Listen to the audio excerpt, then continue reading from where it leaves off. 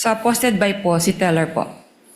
Okay. Doon naman po sa parting nakalagay approved by. Kanino naman pong pirma ito kung alam po at kung kilala po ninyo? Pirma po yung approver, akin po yung initial signature. Pirma po ninyo. Okay. Now, Madam Witness, bakit po kayo pamilyar dun sa unang dalawang pirma na binabanggit po ninyo? Mga staff ko po siya nung ako po ay branch manager po nung Show Boulevard branch at nawi-witness ko rin po yung mga pirma nila sa iba pang mga bank documents.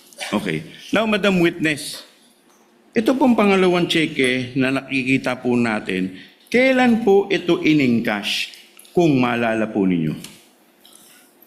As shown po dito sa dokumento, ito po ay na-encash noong 06 Feb 2023 po. 06 Feb 2023. Now, Madam Witness, nasa ang parte dito po sa ligot yung inyong pinagbabasihan?